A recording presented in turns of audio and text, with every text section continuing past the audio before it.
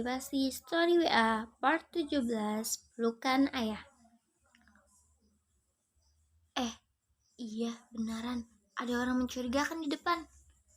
Orang itu terus mengamati dari luar. Dia bersembunyi di dekat pepohonan. Rumah emak memang tidak ada pagarnya, sama seperti rumah warga desa yang lain, sehingga memudahkan orang masuk atau sekedar melihat rumah ini. Ya emang beneran mbak, masa kita lagi acting gitu biar viral. Itu orang aneh dari tadi ngikutin mulu. Mana serem pakaiannya hitam-hitam gitu. Terus kita harus apa dong? Apa lapor polisi aja? Tanyaku panik. Jangan-jangan orang itu adalah suruhan Nadia atau Mas Ilyas. Mereka pasti masih dendam kepadaku. Belum bisa mendapatkan harta warisan. Zahwa juga begitu membenci ayahnya. Mungkin mereka geram dan bersiap merencanakan hal ekstrim.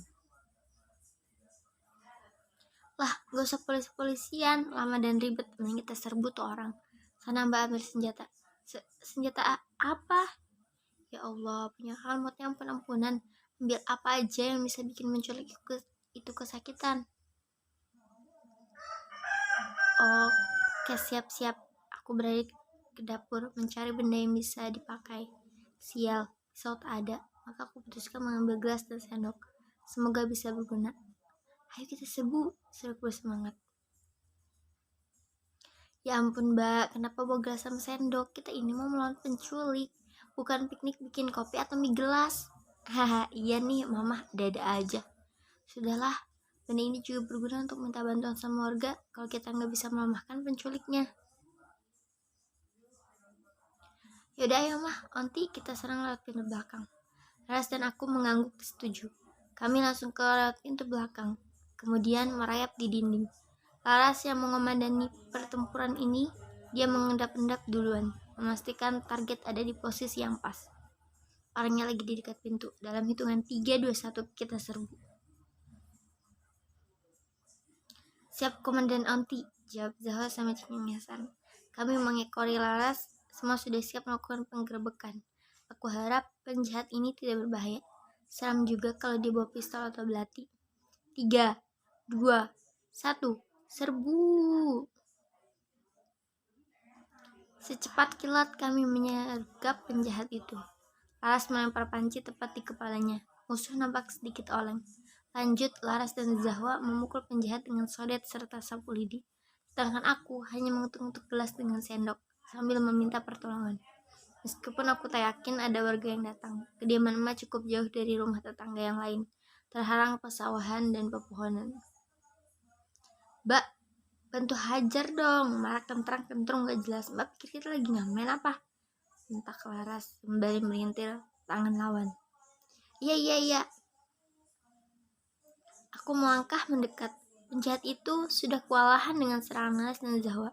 Sekarang giliran aku mengeluarkan jurus monyet ngamuk. Aku siapkan kuda-kuda yang kuat, mengarahkan tangan yang siap meninju dan mencakar, bagai monyet yang lepas kendali. Mah, ampun mah. Gerakan jurus monyet ngamuk terhenti ketika orang di hadapanku buka suara dengan nada dan aksen yang sangat kukenal. Bentar mah, kayak kenal suaranya. Baru saja aku mau mengatakan hal yang sama, Zhao sudah bergerak duluan untuk membuka topi dan masker orang itu. Ayah, panggil aku dan Zhao kompak. Mata kami melalak tak menyangka. Ternyata orang misterius itu adalah ayah.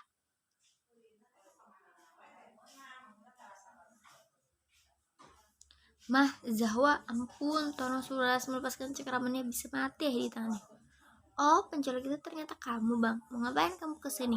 Mengganggu banding keponakanku, dasar mata jalan dalam. Laras makin murka. Dia tendang burung milik Mas Ilyas sampai terjatuh dan berteriak kesakitan. Laras tersenyum sambil berkacak pinggang. Dia sangat senang, seakan sudah memenangkan perlombaan gulat tingkat internasional. Ampun, aku kesini cuma pengen ketemu Zahwa. Emang ngapain lagi sih?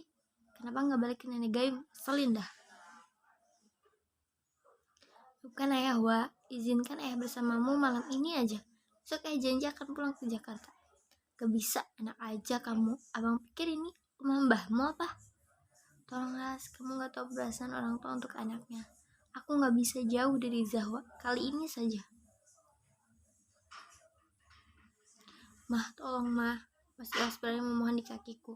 Aku lihat sorot ketulusan dari matanya. Bahkan kali ini dia benar-benar menangis. Apa mungkin dia sadar dan tak mau jauh dari anaknya? Aku harus apa? Takut jika mengizinkannya dia malah bertindak gila lagi. Mas, mau kemana? Aku cekal tangan Laras. Bentar, Mbak. Apalagi tingkah konyol yang akan dilakukan Laras? Bukannya membantuku mengusir Mas Ilyas, dia malah kabur. Aduh, aku harus bagaimana?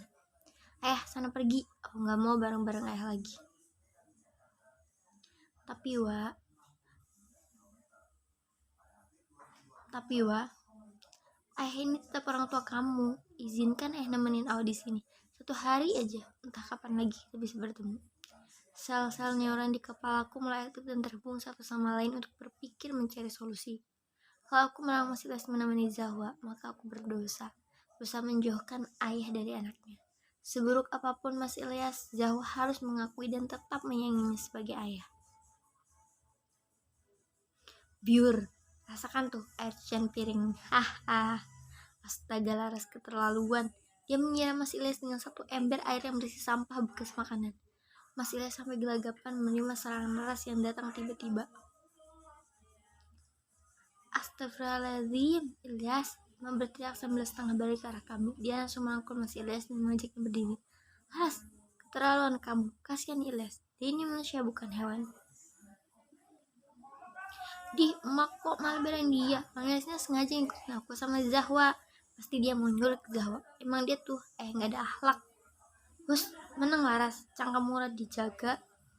Benar kata Laras, Mas Ilyas gak usah ditolong. Pasti dia merencanakan sesuatu yang buruk buat keluarga kita.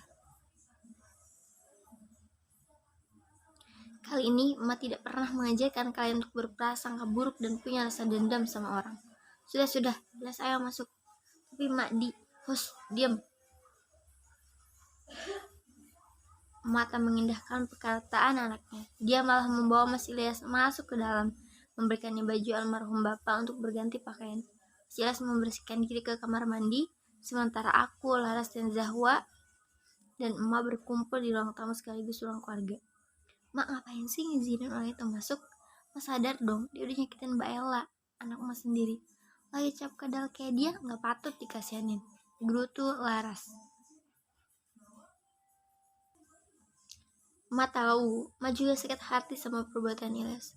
Tapi kita gak boleh berlaku kejam. Bagaimanapun keluarga Ilyas banyak membantu kita. Memang benar kata emak, keluarga Mas Ilyas dulu sudah memberi banyak bantuan. Bapakku dan Pak Handoko merupakan sahabat dekat.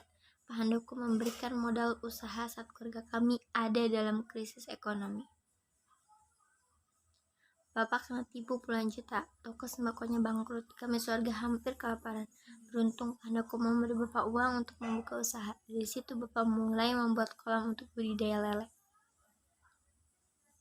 Kita berhutang budi sama Pak Handoko, bukan sama Mas Ilyas. Sama saja, Ndo. Kita boleh benci sama perbuatan Ilyas, tapi kita gak boleh berbuat jahat sama dia. Toh Ilyas hanya ingin bertemu Zahwa. Sampai kapanpun hubungan Ilyas dan Zahwa tidak akan terputus. Aku gak mau ayah ada di sini, Eyang. Dia bukan ayah yang baik. Aku benci dia. Astagfirullah, nyebut Cahayu. Jaga bicaranya, cucu Eyang. Seburuk apapun ayahmu, dia tetap orang tuamu. Tugas Awa harus berbakti sama kedua orang tua. Maka Awa harus memuliakan ayah. Tak ada lagi yang membantah ucapan emak. Pantang bagi kami sebagai anak-anaknya untuk terus berdebat dengan emak. Apalagi yang membicarakan adalah hal yang benar. Mak, makasih udah mengizinkan Ilyas masuk ke sini. Iya, duduklah biar Laras buatin kopi untuk kamu. Idi, aku bikinin kopi buat belut sawah. Mending molor. Brak, Laras malah masuk kamar. Begitu pula dengan Zahwa. Dia memilih menjauh dari ayahnya. Laut wajah Mas Ilyas nampak sedih. Pasti hatinya sakit harus dibenci anak sendiri. Itulah konsekuensi bertindak tanpa berpikir. Harus rela hal yang paling berharga hilang begitu saja. Biar emak yang buatkan minum.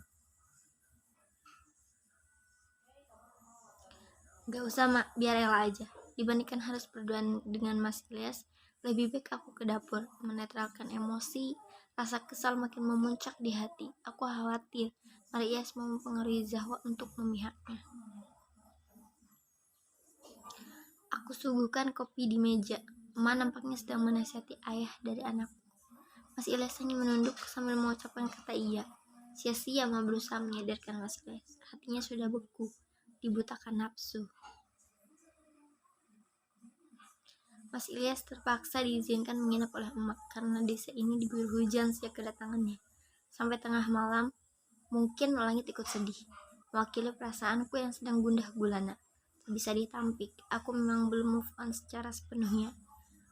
Bayangan kebahagiaan keluarga kecilku dulu sering melintas begitu saja di ingatan.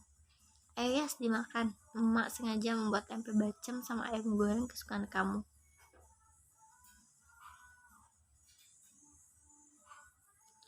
Emak baik banget sih jadi orang. Udah tahu kodok burik ini nyakitin anaknya. Tetap aja boleh dia nginep. Segala masakin makanan kesukaannya. Pengen tapi tes nih orang. Suasana sarapan berubah rusuh. Laras terus mengoceh memojokkan Mas Ilyas. Aku hanya bungkam. Kali ini aku setuju dengan perbuatan Laras. Laras, menang. Wes, mangan. Sentak emak menyuruh Laras diam dan makan dengan tenang. Zahwa keluar dari kamar, menatap malas ke arah ayahnya. Dia menyendok makanan, lalu membawanya ke belakang. Awak mau kemana nak? Makan di saung mah, enak su makan di situ. Mas Ilyas tertunduk atas perlakuan putrinya. Ma ikut menatap simpati ke arahnya, sedangkan Laras tersenyum puas. Selesai sarapan, aku memilih menyusul Zahwa ke halaman belakang. Anakku memang suka duduk di saung sambil menatap area pesawahan. Awak udah makannya? Mama. Zahwa menghapus air mata yang membanjiri pipinya. Dia pasti tak ingin aku tahu kesedihannya. Padahal, aku tetap bisa melihat kekecewaan yang selalu dia sembunyikan. Zahwa, ayah.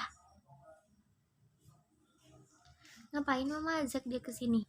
Mama gak ngajak ayah ke sini, ayah sengaja ngikutin mama. Ayah pengen ngobrol sama kamu, nak.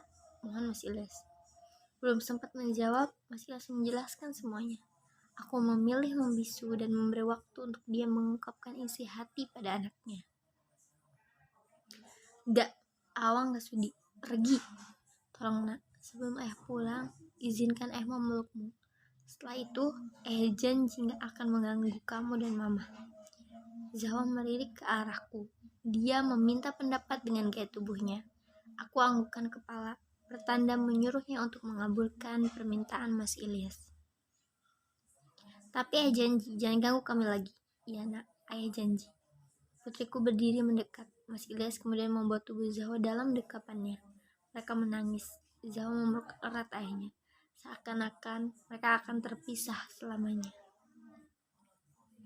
Mulut memang membenci, namun di lubuk hati terdalam, Zahwa pasti sangat menyayangi ayahnya. Air mataku ikut menetes, hati tercabik-cabik. Keluarga kami yang dunia penuh canda tawa, sekarang penuh air mata. Anak dan ayah akan terpisah. Kebahagiaan keluarga kecilku akan segera punah. Jangan lupa like, comment, subscribe, dan share ya kakak reader semua, biar author tambah semangat bikin video kontennya. Yuk komen. Terima kasih.